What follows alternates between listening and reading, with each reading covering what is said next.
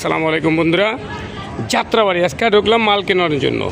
100 টাকার ভ্যান ভাড়া 300 টাকা। এখন কেন 300 টাকা ভাড়া দিতে হইব এটা একটু শুনেন। ব্যানালার বাড়ি কেন 300 টাকা ভাড়া, কেন এই দুইটা কার্টুনে 300 টাকা ভাড়া কেন? কোন 2 ঘন্টা 3 ঘন্টা জামে পড়ে থাকতে হয়। হ্যাঁ এই কারণে 300 টাকা ভাড়া। আবার যাইতে হলে 2 ঘন্টা যাইতে হবে 2 ঘন্টা। শুনছেন দর্শক, এই 1 ঘন্টা 2 ঘন্টা বসে থাকতে হয়, তাই ভ্যান ভাড়া তো বেশি হইবই। আর কিন্তু এই বেশি হওয়ার কারণটা, এই লসটা কে দিবে? আমাদের মতন গরিব সাধারণ মানুষই কিন্তু এই লসটা দিবে। কারণ দোকানদার ভাই বেশি দিয়ে কিনে আনবে, তারা বিক্রি করবে বেশি, আমরা কিনা খাইতে হইব বেশি। ব্যাপারটা কিন্তু ওই জায়গায় দাঁড়াইছে। কারণ এই লোক যদি 2 ঘন্টা বসে না থাকতো জামে, আমার কাছে ভাড়াও বেশি নিত না। উনি জামে বসার কারণে কিন্তু আমার কাছে ভাড়াও বেশি নিতেছে। আর এই ভোগান্তিটা ভুগতেমু কারা? সাধারণ গরিব মানুষ যারা আছে, যারা কিনা খাইব, তারাই কিন্তু এই 300 টাকার লসটা ওরাই দিবে। ভিডিওটা যদি ভালো লাগে চ্যানেলটা সাবস্ক্রাইব করে দেবেন।